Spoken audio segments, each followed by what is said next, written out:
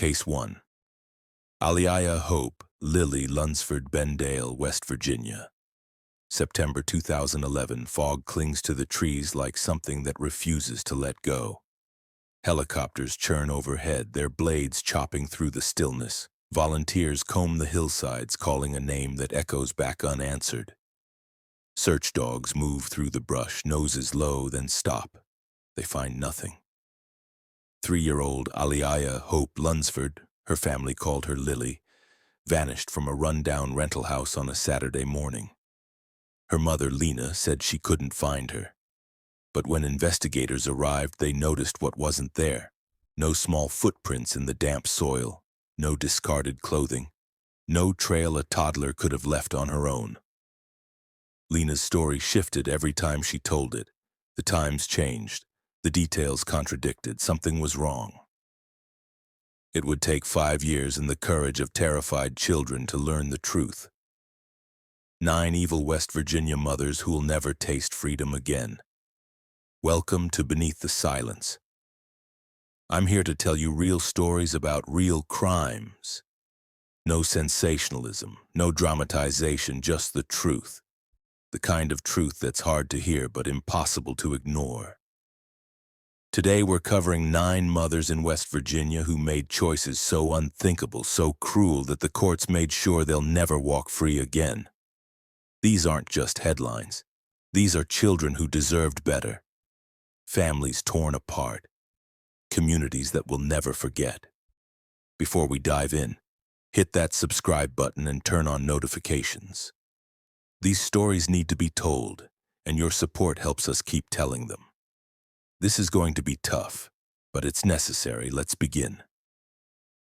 Bendale sits in Lewis County, West Virginia, one of those places where everyone knows everyone, where secrets are supposed to be hard to keep. On September 24, 2011, a Saturday morning that started quiet, a little girl named Aliayah Hope Lunsford disappeared. She was 3 years old. Her family called her Lily. She had sisters who adored her, a home that should have been safe, and a mother named Lena Marie Lunsford who would later become known in court papers as Lena Lunsford-Conaway. That morning, Lena didn't call 911 first. She called relatives. Hours passed. By the time law enforcement was notified at 11:30 a.m., the window for finding a wandering toddler alive was already closing. Deputies flooded the area. Volunteers poured in from surrounding towns. Helicopters swept the tree lines, their rotors cutting through the September air. People tied ribbons to fence posts and mailboxes. Flyers with Aliayah's face went up at gas stations, churches, grocery stores. Her name was repeated in prayer vigils, in living rooms, at kitchen tables across Lewis County. But from the very beginning, investigators saw something that didn't sit right. There were no footprints. The soil around the house was damp from recent rain. The kind of ground that holds an impression. A 3-year-old walking away, even running, would have left some trace. Investigators searched for discarded clothing, a dropped toy, anything a toddler might leave behind. There was nothing. No trail leading into the woods, no sign she'd ever stepped outside. And then there was Lena's story. When she first called 911, she said she'd last seen Aliayah around 6:30 that morning. Later, the time changed. Then other details shifted. Who was awake? Who was sleeping? Which doors were locked? What she did before realizing her daughter was gone. Each time detectives asked, the timeline bent a little more. Experienced investigators recognized the pattern. Truth doesn't shift, lies do. Behind the scenes, Child Protective Services already had a file on the family. Reports of instability, pills, violence, a household where kids were raising kids while their mother drifted from one crisis to the next. But with no body, no eyewitnesses, and no confession, there was nowhere for the case to go. The searches continued for weeks, then months. The media coverage faded, flyers became sun-bleached and curled at the edges. Aliayah Hope Lunsford became a cold case. 5 years passed. By 2016, Aliayah's older sisters were no longer under Lena's control. They'd been removed by CPS for reasons unrelated to the disappearance and placed in foster care and with relatives. Away from their mother, in therapy with professionals who knew how to listen, they began to talk. Not about a kidnapping, not about a stranger in the night, about what really happened inside that house in Bendale.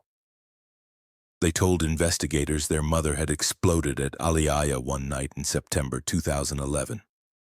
The little girl had wet herself, a normal accident for a 3-year-old, the kind of thing that happens.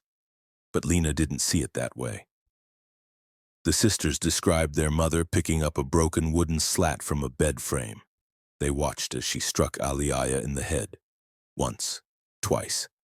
Hard enough that the crying stopped too quickly. Then there was silence. No breath, no movement, no sound left to come. The sisters remembered their mother's face when she realized what she'd done. They described Lena wrapping Aliayah in a blanket or covering, placing her small body in a hamper or storage container, loading it into the family van. In the dark, Lena drove toward the back roads near Vadis, deep into terrain where few people go and fewer ask questions. Aliayah was never seen again. The older girls couldn't tell investigators exactly where the grave was. They couldn't give forensics a body or a crime scene in the traditional sense. But they could give something just as powerful: memory. Consistent, corroborated, detailed memory from children who had finally been given the space and safety to speak. In November 2016, Lena Lunsford was arrested. She was indicted on multiple counts: murder of a child by a parent or custodian by refusal or failure to provide necessities, death of a child by child abuse resulting in injury, and concealment of a deceased human body. Her trial began in April 2018 in Lewis County Circuit Court. It was a jury trial presided over by Chief Circuit Judge Jacob Rieger. The courtroom was packed. The most important witnesses were the sisters, older now, but still carrying the weight of what they'd seen. They took the stand and testified that Aliayah was struck with a wooden bed slat, that she fell and didn't move afterward, that their mother did not call for help, did not attempt CPR, did not dial 911. They told the jury about the hamper, the drive toward Vadis, and the threats that followed. Say anything and I'll do the same to you. There was no physical evidence tying Lena to a specific location in the woods, no recovered remains. What the state had was the testimony of children, supported by Lena's own contradictions and the utter absence of evidence that Aliayah had ever walked away on her own. On April 23, 2018, after just over 2 hours of deliberation, the jury found Lena Lunsford-Conaway guilty on all 4 counts. In July 2018, Judge Rieger sentenced her to life in prison without the possibility of parole for the murder charge, plus 40 years for death of a child by abuse, 2 to 10 years for child abuse resulting in injury, and 1 to 5 years for concealment of a body, all to run consecutively. Her lawyers appealed to the West Virginia Supreme Court, arguing insufficient evidence, double jeopardy, trial errors, and claiming the trial should have been moved out of Lewis County due to media saturation. In July 2020, the court unanimously upheld her conviction. Aliayah's body has still never been found. Each September, people in Lewis County hold balloon releases and candlelight vigils. Stuffed animals and faded photos appear near the old house, near churches, at makeshift memorials. What began as a missing child poster became a homicide with no grave, anchored not in forensic evidence but in the courage of children who finally felt safe enough to speak. Aliayah's case set a precedent. In West Virginia, you can be convicted of murder even without a body if the evidence is strong enough. But she wasn't the only child whose mother's hands became the most dangerous place in the world. Where are you watching this from? Drop your city or state in the comments. Let's see how far these stories reach. Case 2. Lynn Orellana. Tall Pine Lane in Gerardstown, Berkeley County is the kind of semi-rural road where the loudest sounds are usually dogs barking or kids playing in the yard. Neighbors keep to themselves, but not so much that they wouldn't notice something wrong. On September 20th, 2018, around late afternoon, a man heard frantic pounding on his door. When he opened it, he found an 11-year-old girl standing on his porch. She was bleeding, barefoot. Her eyes were wide with terror and pain. She said 4 words that would shatter everything. "My mom shot us." Her name was Olivia Orellana. Inside the house she'd just escaped from, less than 100 yards away, was her 8-year-old sister, Eliza. Olivia was wounded but alive. Eliza would not be so fortunate. What happened inside that house on Tall Pine Lane wasn't an accident. It wasn't a sudden snap. It was planned, methodical, and wrapped in a mother's warped idea of mercy. Lynn Orellana was 46 years old. After a divorce, her mental health had been unraveling for years. Severe depression, anxiety, suicidal ideation. Friends and relatives saw the warning signs. A woman increasingly overwhelmed. A mother convinced her daughters couldn't live without her. And somewhere in that spiraling fear, Julie decided that if she couldn't survive, neither could they. That September afternoon, Julie called Olivia and Eliza upstairs. She told them she wanted to show them something. Kittens. It was the kind of gentle, innocent invitation that a child would never question. The girls came up, excited, trusting. Then their mother turned on them. Julie shot both children with a handgun. The sound of gunfire in a quiet neighborhood should have brought people running, but in rural areas, gunshots aren't always alarming. Hunters. Target practice. People assume the innocent explanation first. Eliza was shot twice, but Julie didn't stop there. She picked up a kitchen knife and stabbed the 8-year-old more than 30 times. Prosecutors would later describe the scene as one of the most brutal they'd encountered. A small child, defenseless, attacked again and again by the person who was supposed to protect her above all else. Olivia, though wounded by gunfire, realized in that moment that if she didn't move, she would die. Summoning a kind of survival instinct most adults never have to access, she ran. She made it to a second-story window and jumped. Barefoot, bleeding, in shock, she hit the ground and kept moving. She ran to the neighbor's house and pounded on the door. That decision, to jump, to run, to ask for help, saved her life. Deputies from the Berkeley County Sheriff's Office responded within minutes. When they arrived at the Orellana home, they found Eliza on the living room floor, surrounded by blood, shell casings, a knife nearby.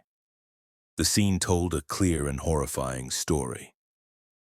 Paramedics tried to save her, but it was already too late. Eliza was pronounced dead. Julie was gone.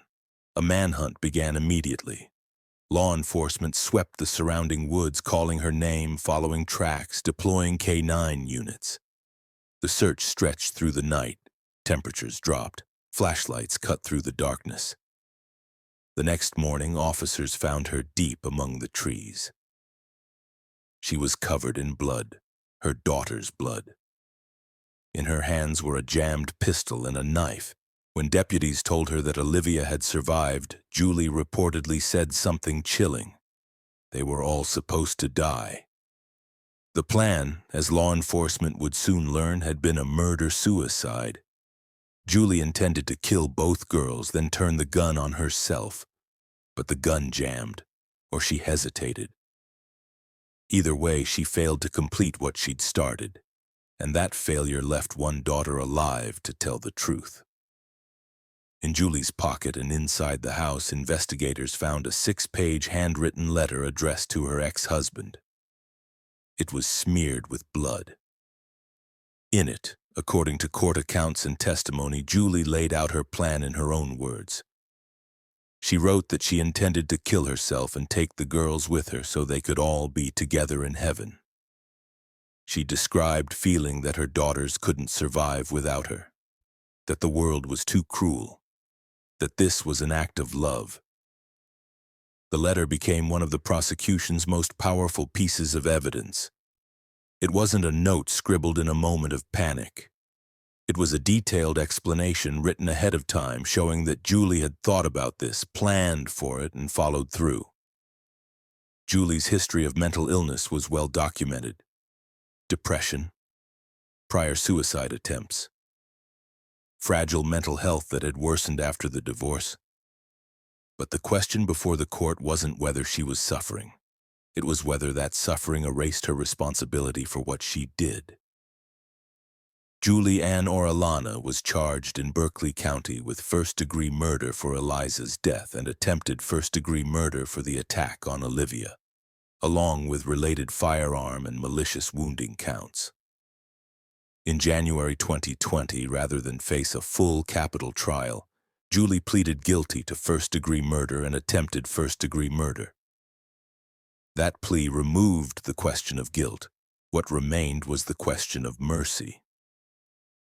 Under West Virginia law, a jury would decide whether she would be eligible for parole after at least 15 years, or whether she would spend the rest of her life in prison without any possibility of release. The mercy phase held in early 2020 played out like its own trial.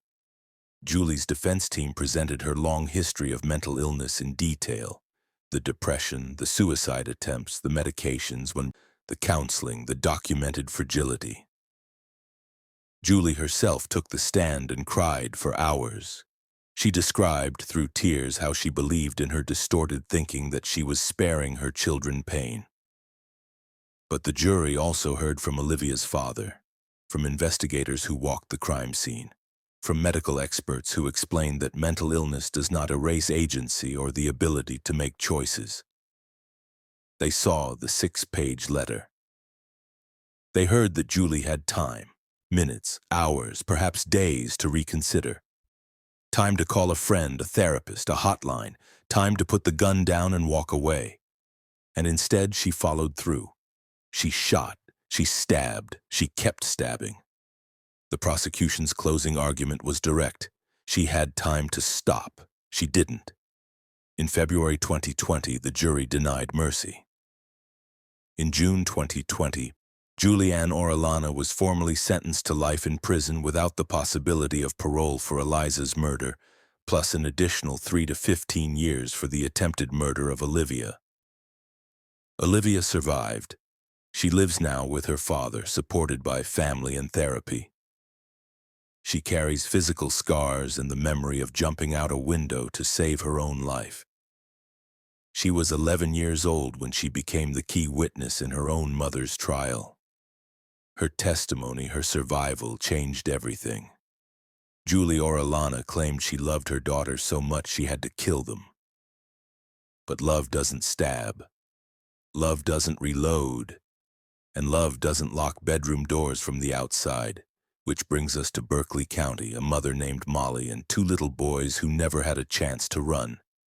If you're still with me, do me a favor. Tap that like button. It helps more people see these stories, and trust me, you'll want to stay for what's coming next. Case 3.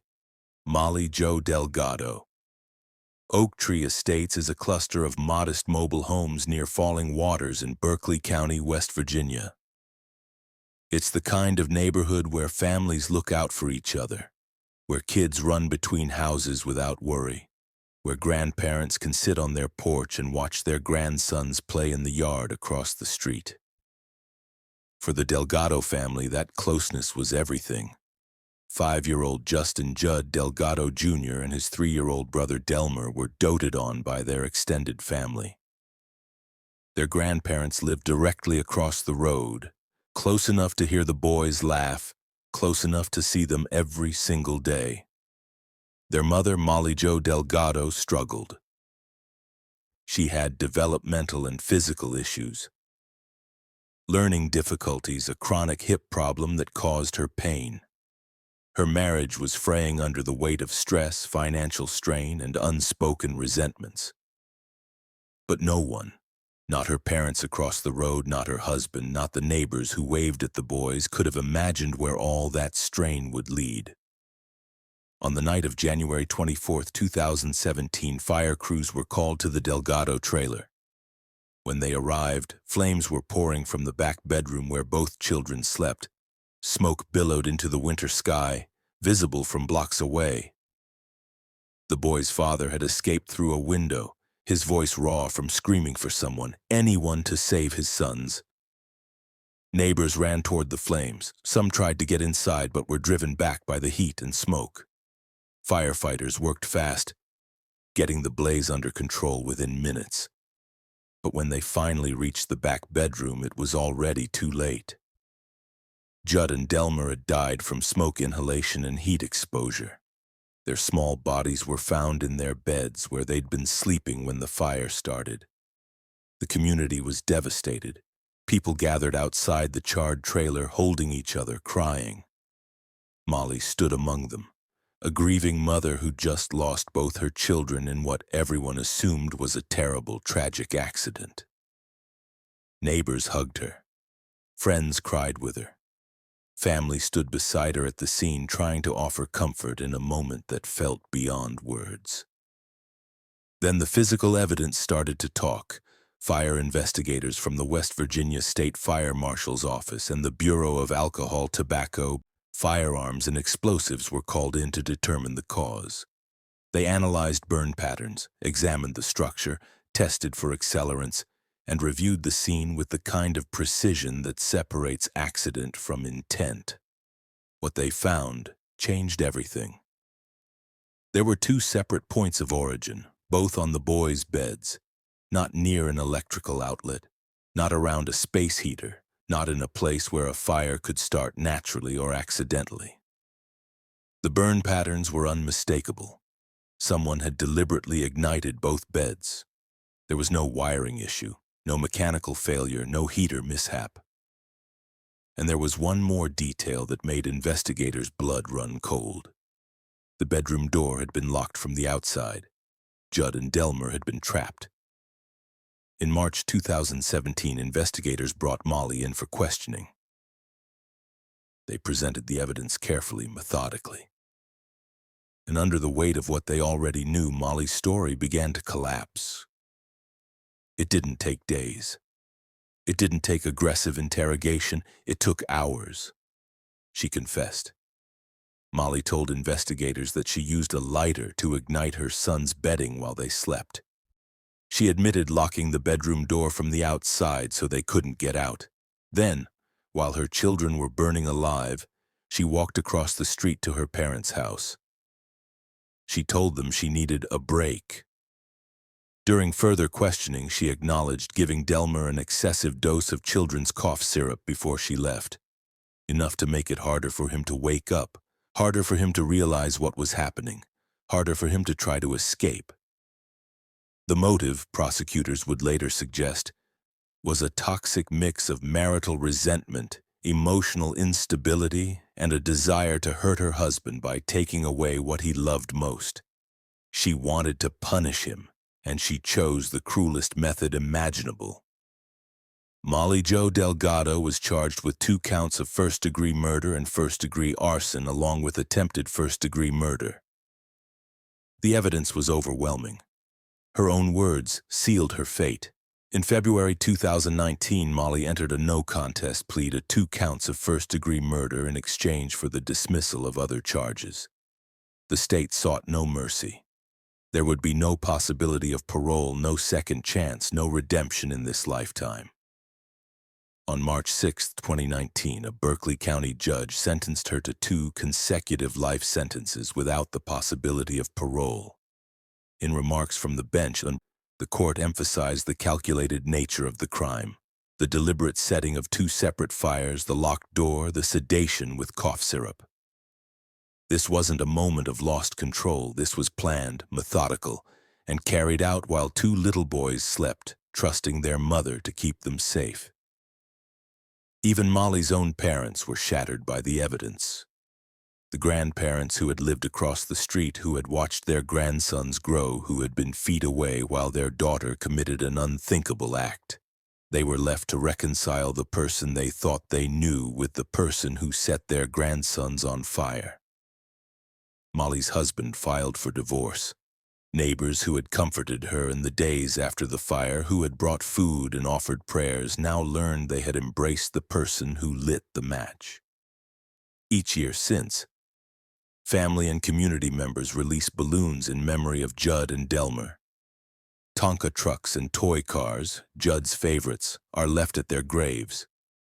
Their story sits at the heart of a larger truth: how easily a fire can be labeled an accident, how long it can take to call it what it really is: murder.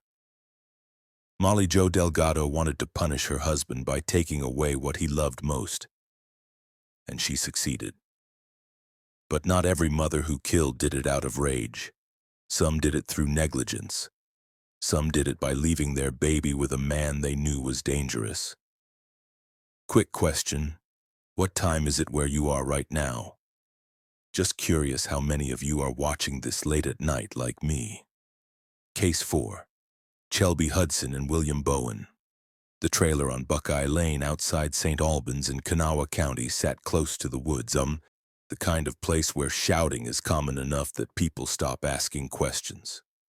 Privacy and isolation can be a blessing or a curse, depending on who's behind the door. Inside that trailer, 8-month-old Lillyann Orellana Hudson was just learning to sit up on her own. She had her mother's eyes and a smile that lit up the room. She was at that stage where every day brought something new: a laugh, a reach, a moment of discovery.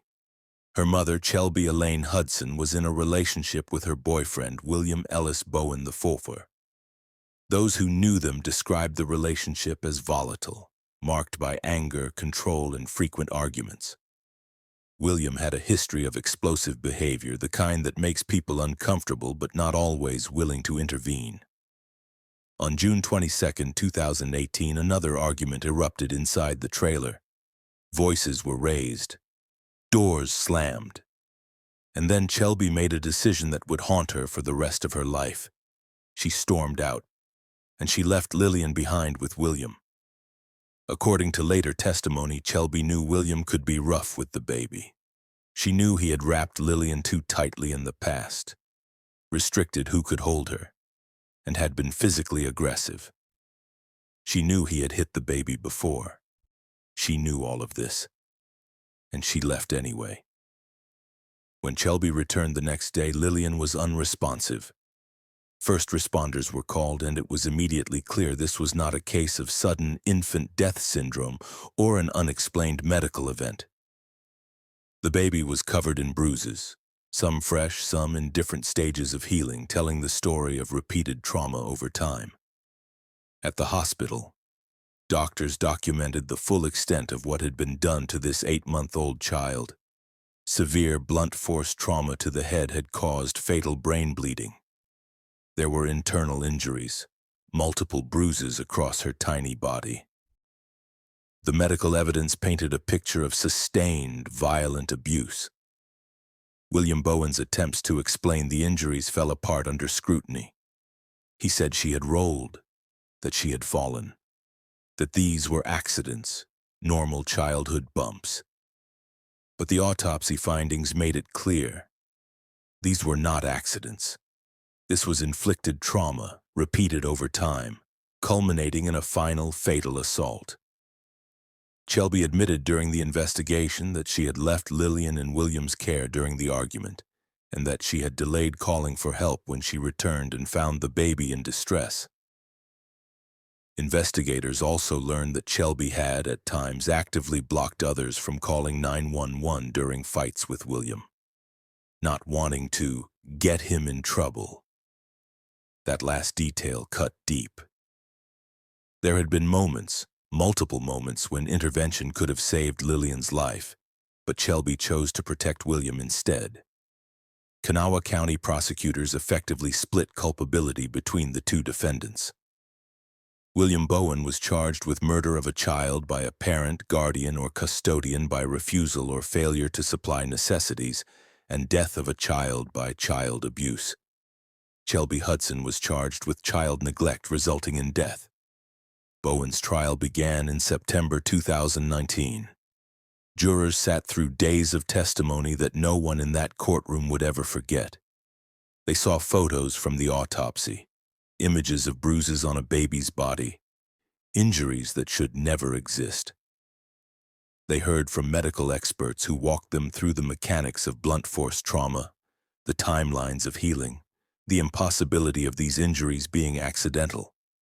And they heard from Chellbie herself, who took the stand and testified about William's treatment of Lillyann.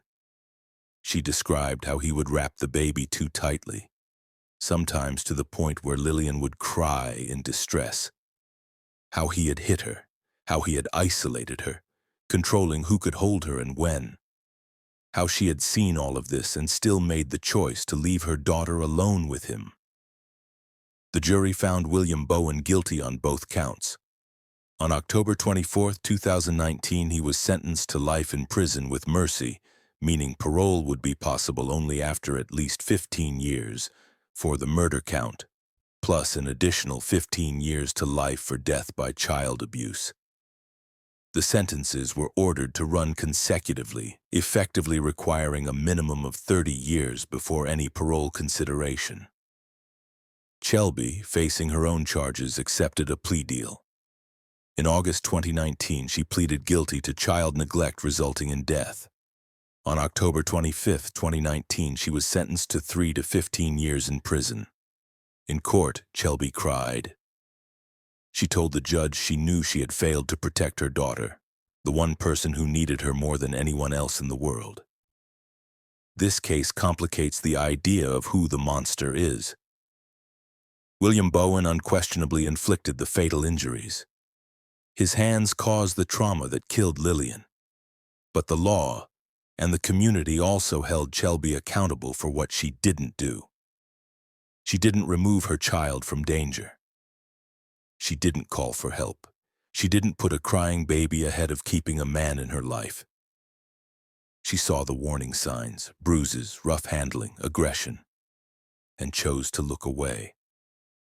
And when the moment came, when an argument gave her a reason to leave, she walked out the door without her daughter.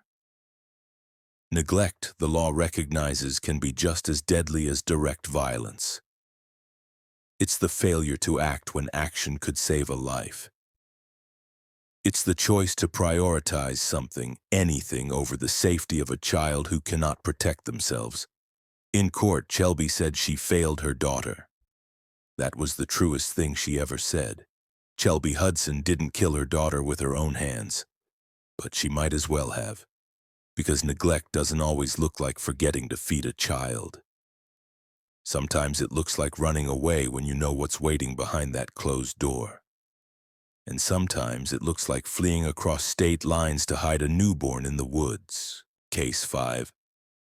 Summer McDaniel and Joseph Christy. By July 2014, 26-day-old Asher Allen Christy had already traveled across several states, mostly in a stolen Jeep. He'd been born less than a month earlier in Colorado, far from the woods where his short life would end. His mother, Summer Lynn McDaniel, had tested positive for methamphetamine during her pregnancy. His father, Joseph Allen Christy, had outstanding warrants and a deep distrust of any government system. They had 4 older children with them, ranging in age from roughly 2 to 8 years old, all dragged along a cross-country flight from oversight and accountability. Child Protective Services in Colorado had already taken an interest in the family. There were concerns about drug use, neglect, and the living conditions the children were being kept in. But before CPS could intervene in any meaningful way, Summer and Joseph packed up the kids, took a vehicle that didn't belong to them, and disappeared. Their destination wasn't a family home or a safe place to regroup. It was an off-grid campsite deep in the George Washington National Forest in Hardy County, West Virginia, far enough from roads, towns, and services that no one would ask questions. No one would check on the children. No one would know. They had almost no baby formula, no refrigeration to keep what little they had safe, no access to clean, safe water, no regular medical care. The older kids, according to testimony that would come later, were often hungry, living on whatever gas station food their parents could scrounge when they ventured into town. And Asher, just weeks old, was in serious trouble from the start. Newborns are fragile. They need to eat frequently, every 2 to 3 hours. They need clean bottles, safe formula or breast milk, and someone watching for signs of distress. Asher wasn't getting any of that. He wasn't gaining weight the way a healthy infant should. His tiny body was trying to survive on too little, and it was losing the fight. By the time they'd been in Hardy County for a few days, Asher had begun vomiting. That's a red flag for any parent, a sign that something is seriously wrong. For a newborn, it can be life-threatening. Any parent with access to care and the intention to use it would recognize this as an emergency. But seeking help meant risking discovery. It meant questions. It meant doctors, hospitals, social workers. It meant the possibility, certainty really, that CPS would take all 5 children. And for Summer and Joseph, that fear outweighed everything else, even their son's life. Around July 4th, 2014, Asher's small body finally gave up. He died in the woods from a combination of malnutrition and dehydration. He was 26 days old, less than a month. He had never seen a pediatrician, never had a proper checkup, never had a chance. Summer and Joseph did not take him to a hospital. They did not report his death.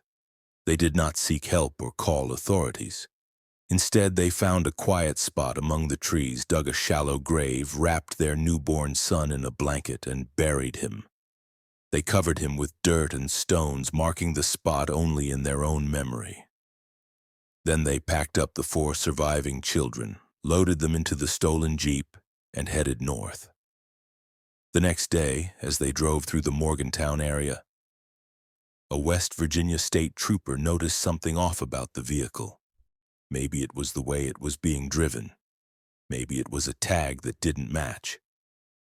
Whatever the reason, the trooper attempted a traffic stop. Joseph fled.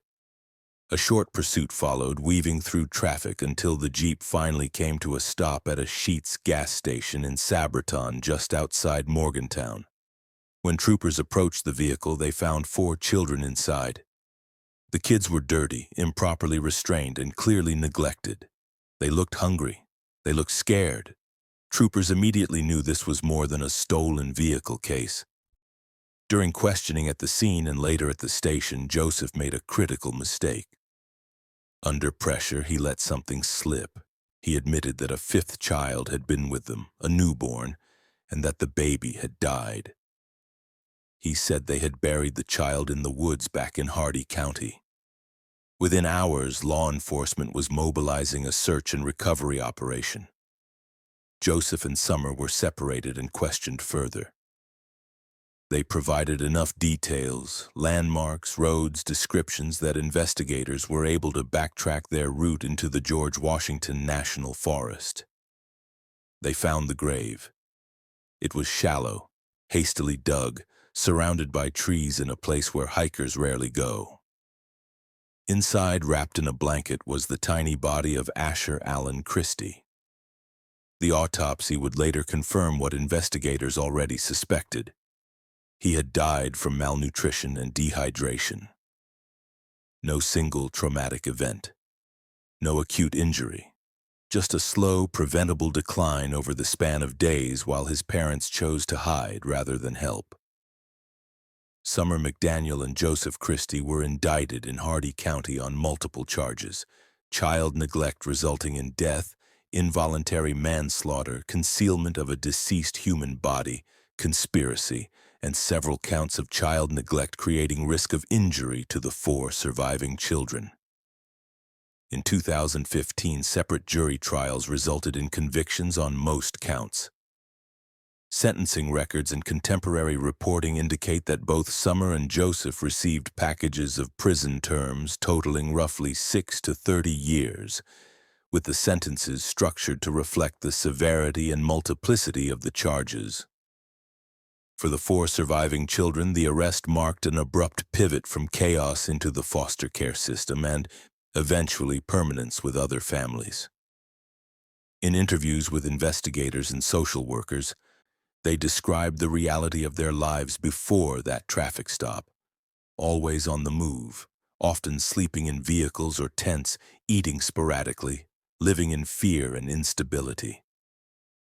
Asher became a symbol in Hardy County, tiny, unnamed to most people at the time of his death, but a catalyst for broader conversations about the unseen children living off the grid, shielded from help by parents more afraid of the system than of their kids slowly starving. Asher never saw a doctor, never had a chance. He died because his parents were more afraid of the system than of watching him slowly starve. But fear wasn't the only reason mothers in West Virginia let their children suffer. Sometimes it was control, sometimes it was punishment, and sometimes it was both. Real quick, if these stories are hitting you hard, leave a comment. What's going through your mind right now? I read every single one. Case 6. Raylee Browning. 8-year-old Jolyn. Raylee Browning liked to draw. In photos that would later be shown in court, she smiles in a Head Start picture. Small, careful. The kind of child who seems older in her eyes than on paper. She lived in Oak Hill, Fayette County, in a multi-generational household that should have been filled with people looking out for her. Instead, it became the place where she slowly disappeared, even while still alive. Teachers in Fayette County noticed bruises during Raylee's early school years. They saw signs of trouble, unexplained marks, changes in behavior, a child who seemed more withdrawn than she should be. They did what they were supposed to do. They filed reports. Hospital staff documented unexplained injuries during visits. Child Protective Services opened a file on the family. The system was aware. The red flags were waving. Then in 2016, her father, Marty Browning Jr., and her stepmother, Julie Dawn Titchenell Browning, made a decision that would seal Raylee's fate. They pulled her out of public school to homeschool her.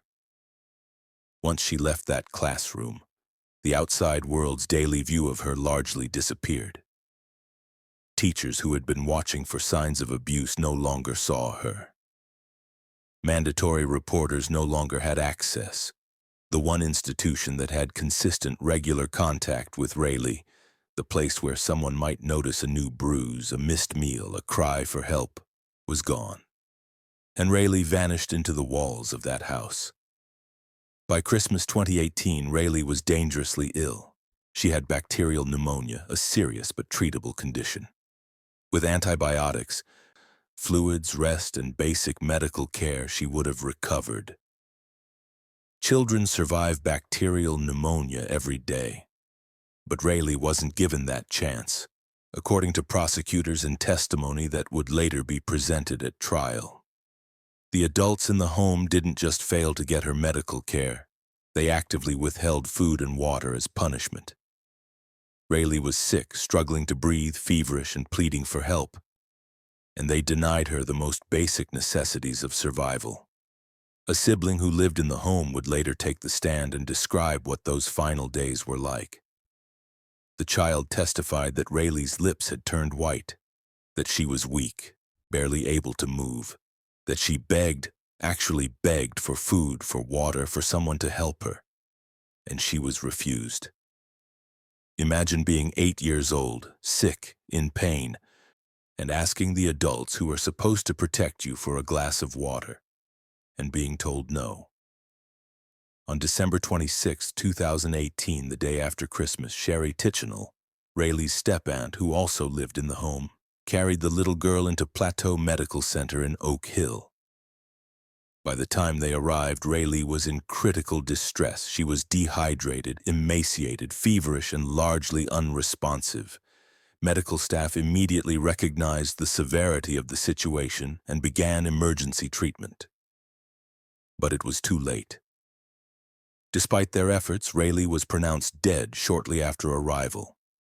The autopsy, conducted by pathologist Dr. Alan Mock, concluded that she had died of untreated bacterial pneumonia that progressed to sepsis, a life-threatening condition where infection spreads through the bloodstream. But the autopsy also revealed something even darker: chronic malnutrition and older injuries. This wasn't just one bad week. This was a pattern of long-term neglect and abuse.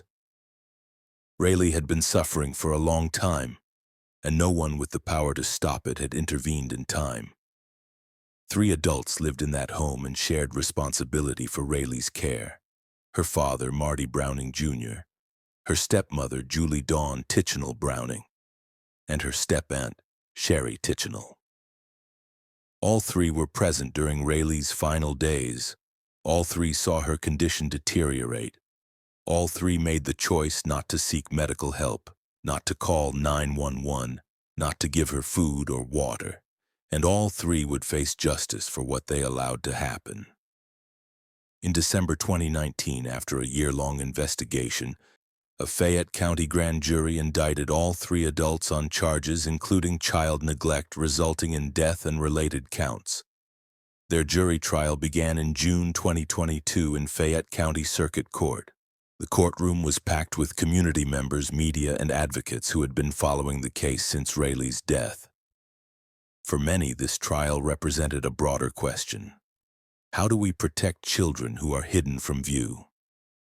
Over the course of the trial, jurors heard from medical experts who walked them through the progression of bacterial pneumonia and explained how easily it could have been treated. They heard from school personnel who had filed reports years earlier, expressing concerns about Raylee's well-being. They heard from CPS workers who had opened files, conducted visits, and documented concerns, but who ultimately had no legal grounds to remove Raylee once she was no longer in school and the parents framed their household as a homeschooling environment. And they heard from a sibling who had lived in the home, who had watched Raylee beg for water, who had seen her lips turn white, who had witnessed the adults in the house choose again and again to do nothing. The defense argued that Raylee's illness had come on suddenly, that the adults had exercised poor judgment rather than malicious intent, and that their delays in seeking help were driven by fear of CPS involvement rather than a desire to harm the child.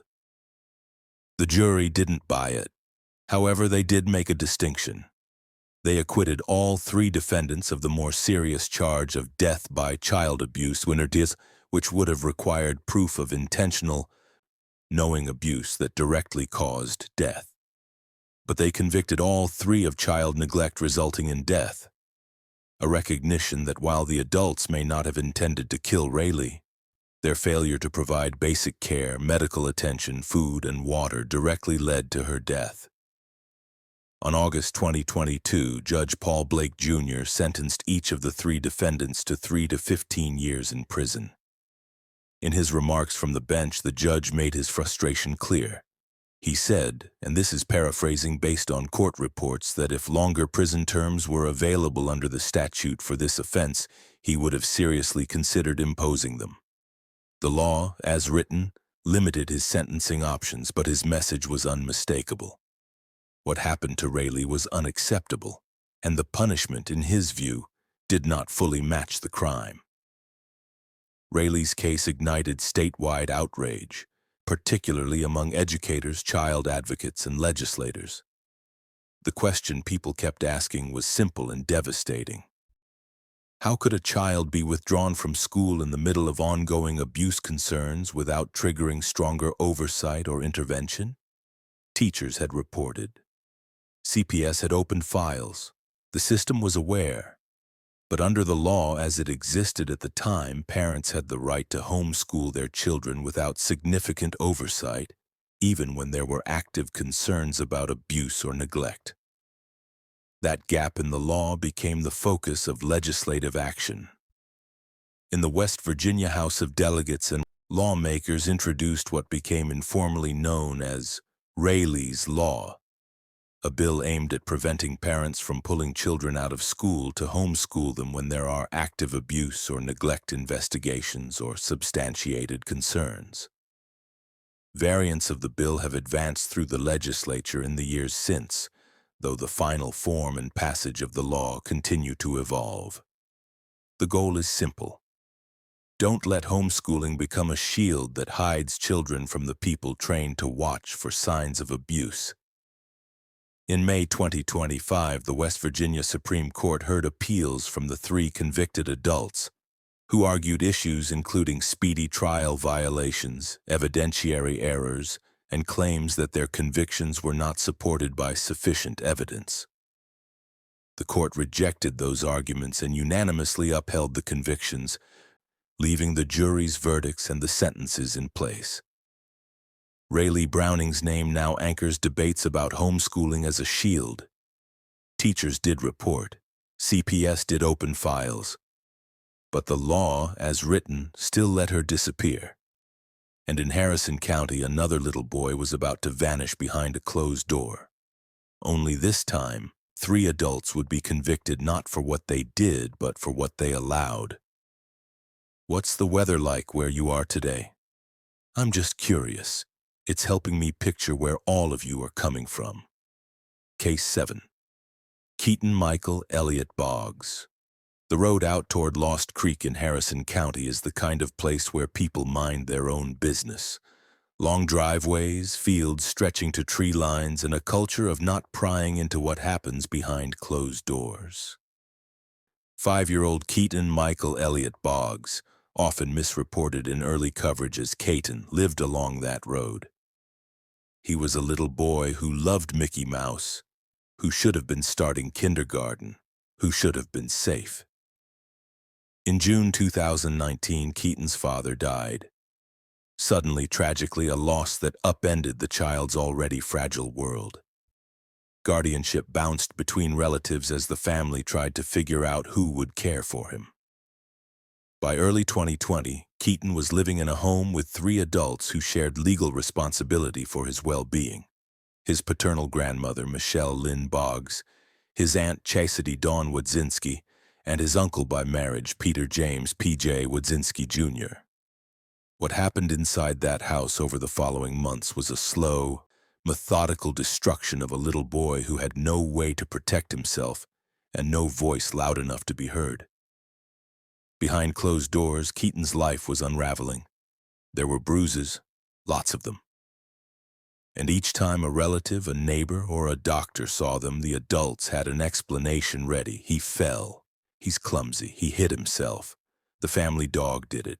Kids bruise easily, right? In January 2020, Keaton appeared for a medical visit with a black eye.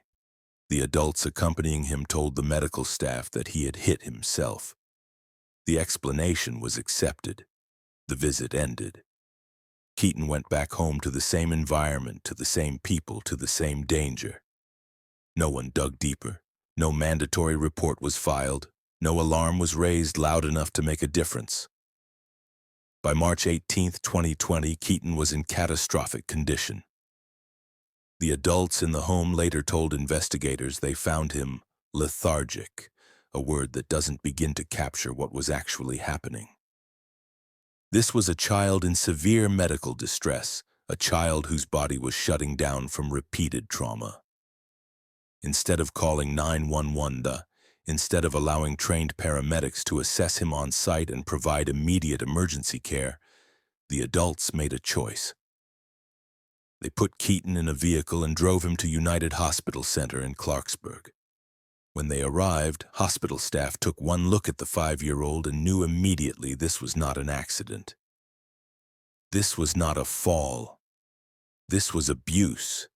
They called it what it was, a probable child abuse case. And Keaton was airlifted to a trauma center in Morgantown, where specialists could try to save his life. They couldn't. On March 20, 2020, 2 days after he was brought to the hospital, Keaton Michael Elliott Boggs died. The autopsy revealed the full, horrifying scope of what had been done to this child. Severe brain injury consistent with repeated blunt force trauma. Numerous bruises and injuries in different stages of healing, some fresh, some days old, some weeks old. Telling the story of abuse that had gone on for an extended period of time. and there was a laceration to his genitals that could not, under any circumstances, be explained by normal childhood activity or accidents. This was sustained, repeated, violent abuse inflicted on a 5-year-old boy. Digital evidence filled in the gaps that Keaton's broken body couldn't. Investigators recovered text messages between the 3 adults that showed they were aware of his injuries. The texts included attempts to coordinate stories, discussions about how to hide bruises, and blame shifting. Blaming the dog, blaming Keaton himself, blaming anyone and anything except the people actually responsible. Harrison County prosecutors didn't argue that any one of the 3 defendants had personally delivered the fatal blow. They didn't need to. Instead, they charged Michelle Boggs, P.J. Wodzinski, and Chastity Wodzinski with a specific and powerful statute: death of a child by a parent, guardian, or custodian by knowingly allowing child abuse. The legal theory was clear. Each of them had legal responsibility for Keaton's care and safety. Each of them lived in that house and saw what was happening. Each of them knowingly allowed the abuse to continue, failed to seek timely medical help, and left Keaton in harm's way when they had the power to intervene. Under West Virginia law, that made them just as culpable as the person who struck the blows. The 3 defendants were tried separately, each facing a jury that would decide whether they had knowingly allowed a child in their care to be abused to death. P.J. Wodzinski's trial came first in March 2021. The evidence was overwhelming. Jurors saw the autopsy photos, they heard from medical experts who explained the injuries in clinical, unflinching detail. They read the text messages, they heard testimony about the explanations that kept changing, the delays in seeking help, the efforts to hide what was really happening. The jury took roughly 25 minutes to return a guilty verdict. Michelle Boggs, Keaton's grandmother, was tried in April 2021. She was the matriarch of the household, the person who should have been Keaton's protector after his father's death. The evidence against her was just as damning: awareness of the injuries, participation in covering them up, failure to call for help when it mattered most. Her jury deliberated for about 30 minutes before finding her guilty. Chastity Wodzinski's trial followed later in 2021 or early 2022. The outcome was the same: guilty. The juries across all 3 trials saw the same inescapable truth. These adults had watched a child suffer, made excuses, hid evidence, and waited too long to seek help. And Keaton died because of it. Each of the 3 defendants was sentenced to life in prison with the possibility of parole after 15 years, the harshest penalty available under the statute they were convicted of. Appeals followed, as they always do. The defendants argued insufficient evidence, improper jury instructions, violations of their rights. In published decisions, the West Virginia Supreme Court rejected those arguments and upheld at least Michelle Boggs' conviction, and likely the others as well. The verdict stood. For the community in Harrison County, Keaton's death became a rallying point. Vigils were held outside the courthouse. People left Mickey Mouse toys, drawings, and flowers, small tokens to honor a boy who loved a cartoon mouse and never got the chance to grow up. His case was covered extensively in local media, and his name became shorthand for a specific kind of failure: the failure of adults to act when a child's life depends on it. Keaton didn't die from one blow. He died from 100 small decisions: to look away, to make excuses, to prioritize keeping the peace or avoiding trouble over protecting a defenseless child. 3 adults lived in that house. 3 adults saw what was happening. And 3 adults chose again and again to let it continue. Keaton didn't die from one blow. He died from 100 small decisions: to look away, to make excuses, to let it continue. And in Beckley, another mother made a decision too: to drink until she couldn't feel anything, including the weight of her baby under her body. Case 8. Gracelynn Bennett, The small rental house in Beckley, Raleigh County didn't look that different from other low-income homes in the area. Toys scattered on the floor, dishes piled in the sink, a bassinet shoved against a wall. From the outside, it could have been any struggling family trying to make it work. But inside, on the night of November 7th, 2015, something unspeakable was about to happen. 5-month-old Gracelynn Bennett was too young to crawl, too young to speak, too young to do anything but depend completely on the adults around her. She had her mother's features and a vulnerability that should have been protected at all costs. Her mother, Ariel Lynn Bennett, sometimes reported in court documents as Ariel Lynn or Lillyann, was heavily intoxicated that evening. Not just tipsy, not just having a couple of drinks to unwind, heavily, dangerously drunk. The kind of intoxicated where you can't walk straight, can't think clearly, can't be responsible for your own safety, let alone a baby's. And she was alone with 3 children, a 4-year-old, a 2-year-old, and infant Gracelynn. Ariel had been drinking that evening, and her husband, Andrew Bennett, had been the one supplying the alcohol. He watched her drink. He saw her condition deteriorate. He knew she was in no state to care for their children. And then he made a choice that would haunt both of them for the rest of their lives. He left. He walked out of that house, leaving 3 young children in the care of a woman who could barely stand. At some point during the night, Ariel passed out. The exact sequence isn't entirely clear. Alcohol-induced blackouts rarely are. But investigators were able to piece together what happened based on the physical evidence and Ariel's own fragmented recollections. Ariel had been on a bed or couch where Gracelynn was also lying. The baby was small, just 5 months old, unable to push, roll away, or cry loud enough to wake a deeply intoxicated adult. At some point, Ariel rolled over onto Gracelynn. Her body weight pressed down on the infant, cutting off her ability to breathe.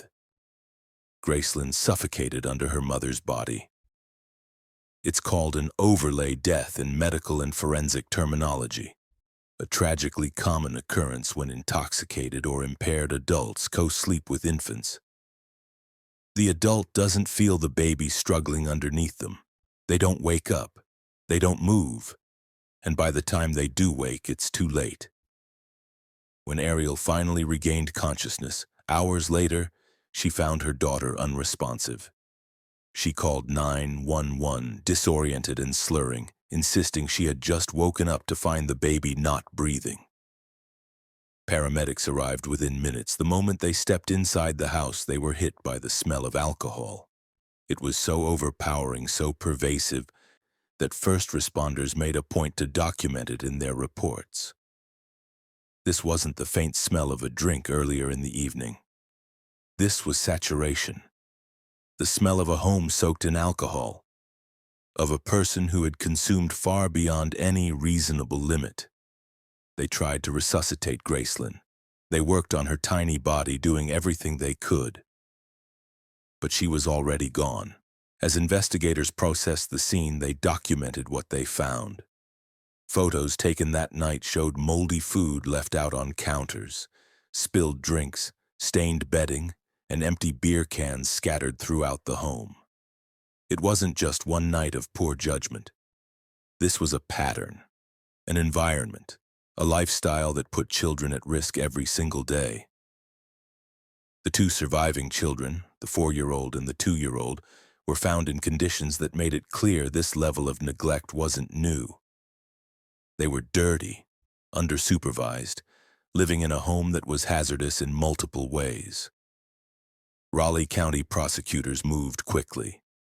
Ariel Bennett was charged with child neglect resulting in death for Gracelynn, and 2 additional counts of gross child neglect creating substantial risk of death or serious injury to the surviving children. Andrew Bennett was charged with gross child neglect. The state's theory was straightforward. He had supplied the alcohol to Ariel, watched her become incapacitated, and then left 3 young children, including an infant, in her care. He knew, or should have known, that his actions created a substantial risk of harm. Andrew eventually accepted a plea deal. In exchange for his testimony and cooperation, he was given a suspended sentence of 1 to 5 years, placed on probation, and required to register on West Virginia's Child Abuse and Neglect Registry. He would not serve time in prison, but he would carry that record for the rest of his life. Ariel's path was different. Prosecutors offered her 2 separate plea deals, opportunities to accept responsibility, avoid trial, and receive a reduced sentence. She rejected both. In February 2020, Ariel Lynn Bennett went to trial, choosing to put her case in front of a jury. Her defense centered on addiction.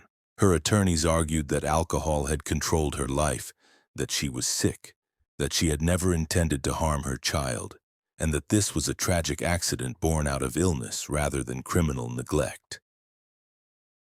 The prosecution's framing was blunt and unforgiving.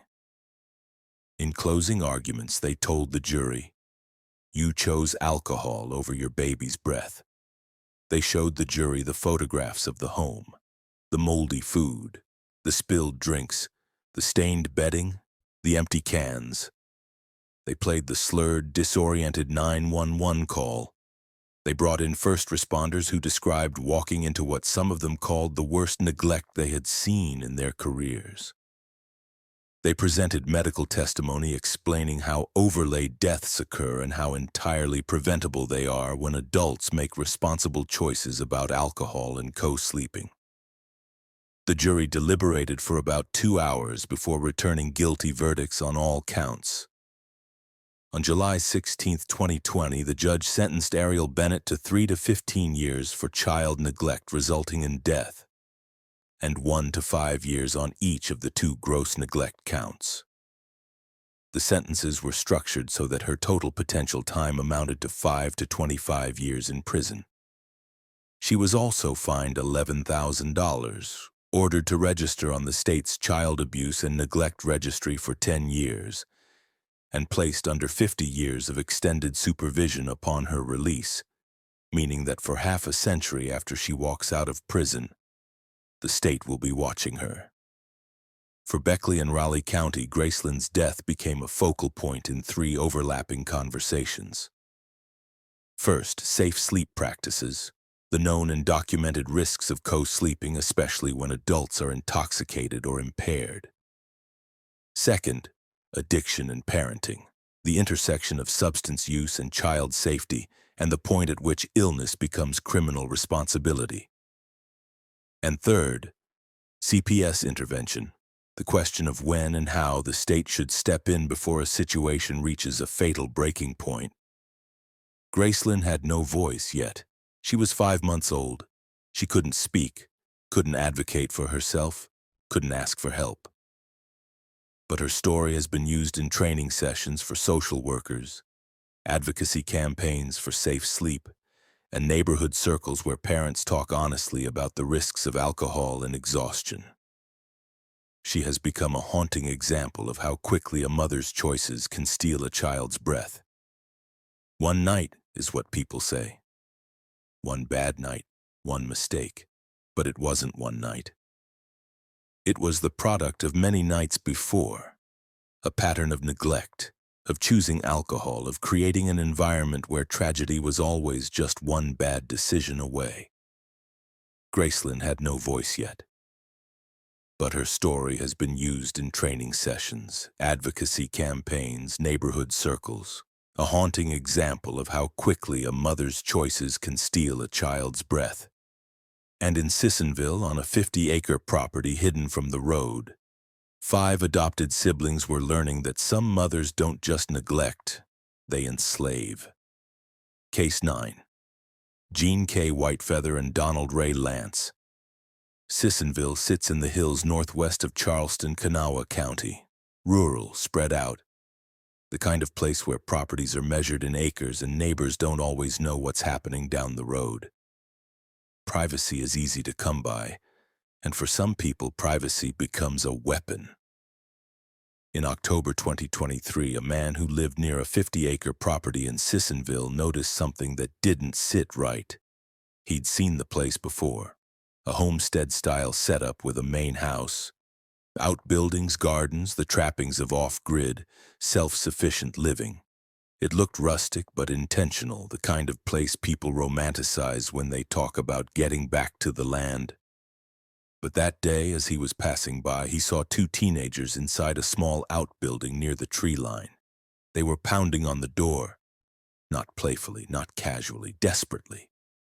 And the door, he realized, was locked from the outside. He didn't hesitate. He called 911. When Kanawha County Sheriff's deputies arrived at the property and approached the outbuilding, really more of a shed, they found a structure that was barely fit for storing tools, let alone housing human beings, but that's exactly what it was being used for. Inside were two adopted children, both teenagers. They were thin, visibly exhausted, underdressed for the season, and surrounded by conditions that made deputies' stomachs turn. There was no running water, no heat, no electricity. The bedroom consisted of metal bunk frames bolted to the walls, a cold concrete floor, and a bucket in the corner serving as a toilet. Investigators found chains, zip ties, and evidence that the door had been locked from the outside repeatedly, not as a one-time punishment, but as routine practice. The teens were brought out into the daylight, wrapped in blankets, and taken to safety. But the investigation was just beginning. As deputies searched the rest of the property, they found 3 more children, also adopted, also showing signs of severe neglect and abuse. In total, 5 siblings between the ages of roughly 9 and 17 were removed from the property that day. All 5 had been adopted from out-of-state foster systems between 2015 and 2020. All 5 were under the legal guardianship of Jean K. Whitefeather, a 59-year-old woman who styled herself as a tough love homesteader and spiritual guide, and her domestic partner, Donald Ray Lance, age 63. What neighbors and social workers had believed was an alternative lifestyle, a family living off the grid, homeschooling, embracing simplicity, was actually a private labor camp where 5 children were being systematically exploited, abused, and held against their will. Whitefeather had presented herself to adoption agencies and social workers as someone who could provide structure, discipline, and a stable rural home for children coming out of the foster system. She had all the right language. She talked about responsibility, hard work, self-sufficiency, and faith. She knew how to frame herself as a solution for kids who needed a firm hand. But behind the rhetoric, she and Lance were running something far darker. The children were kept out of school, cut off from peers and outside contact, and forced to perform grueling physical labor on the property. Clearing land, hauling materials, tending animals, maintaining structures, all without pay, without breaks, and with food as a tool of control. When the 5 children were taken to local hospitals for evaluation, medical staff documented the extent of the abuse. One 16-year-old boy weighed just 80 pounds, a weight far below what's healthy for his age and height. Several of the children had untreated infections, severe dehydration, and signs of chronic malnutrition. Their bodies told the story their voices had been too terrified to share for years. In interviews with investigators and child advocates, the siblings described being fed moldy bread, table scraps meant for animals, and leftovers so sparse they barely constituted meals. Food was withheld as punishment for not working hard enough, for talking back, for showing anything that looked like defiance. One child said they were sometimes given just enough to keep them alive, but never enough to feel full. Digital evidence recovered from Whitefeather's phone included a chilling text message sent to Lance. Work or starve. It wasn't hyperbole, it was policy. Financial records added another layer to the horror. Whitefeather had been receiving thousands of dollars in state and federal adoption subsidies for each of the 5 children. Funds meant to cover food, clothing, medical care, education, and other necessities. But none of that money appeared to be going toward the children's well-being.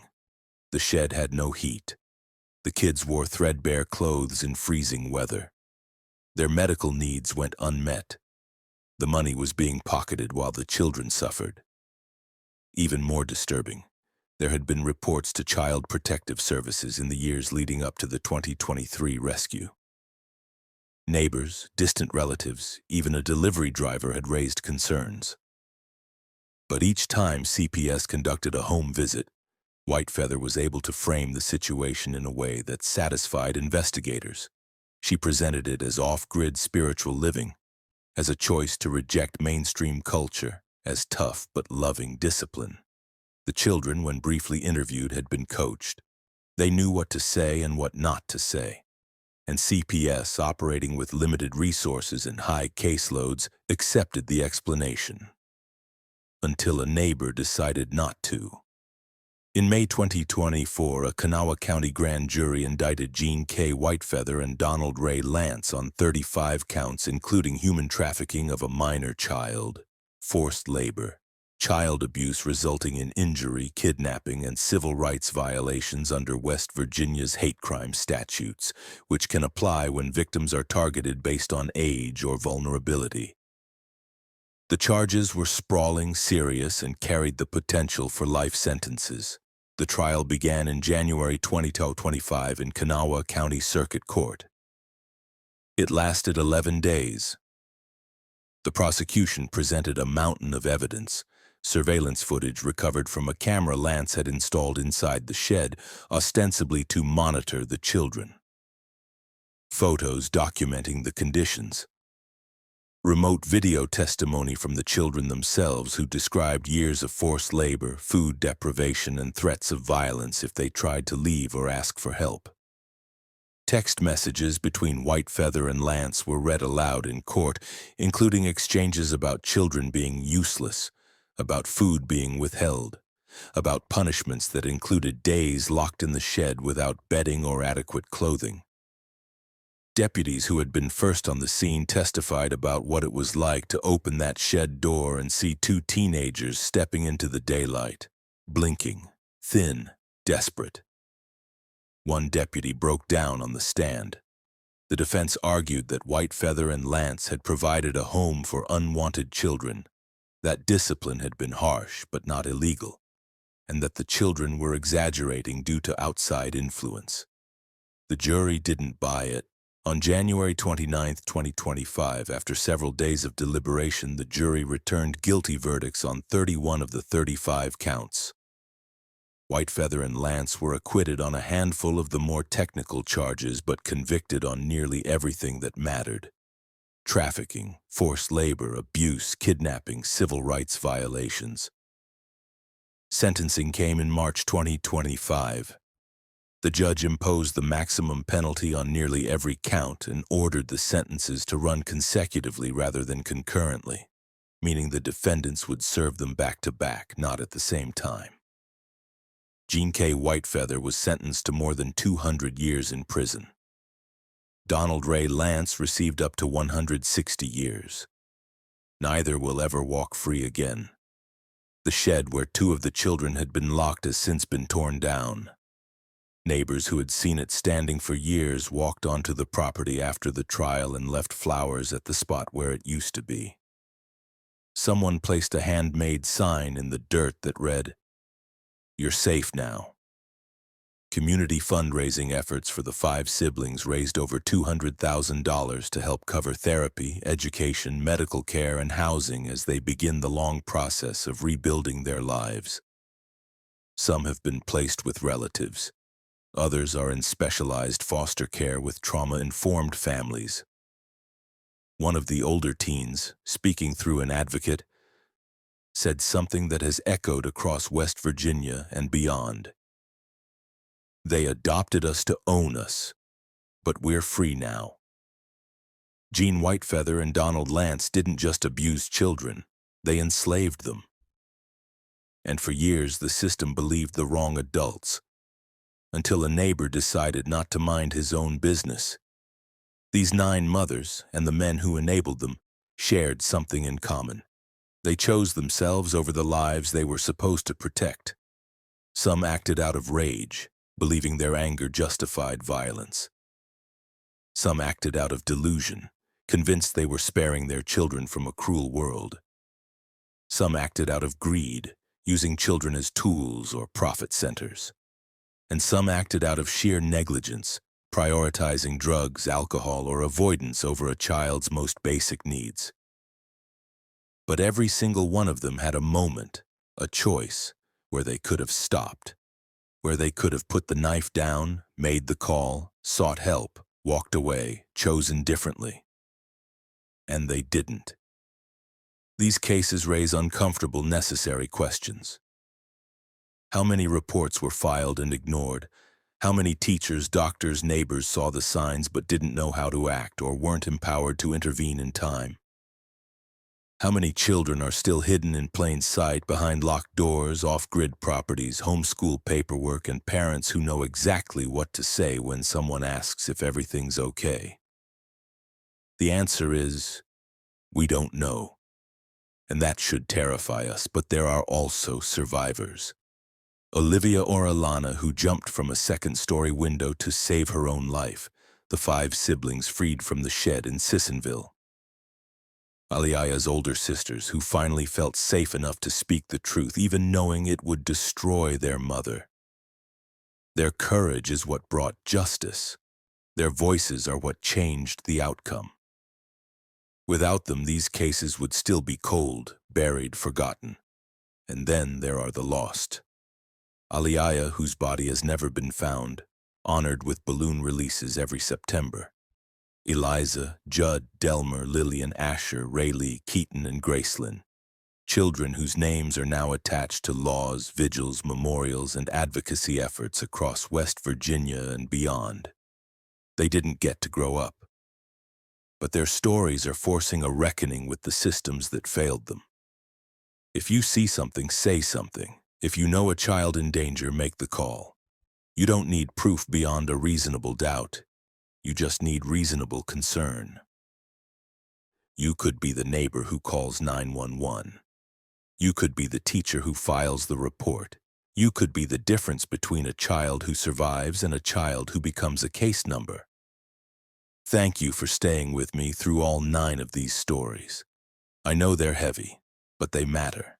If this video opened your eyes or made you think, please share it and subscribe, because we're not done telling the stories that need to be heard.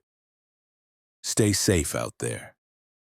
And remember, some monsters don't hide under the bed. Some of them tuck you in.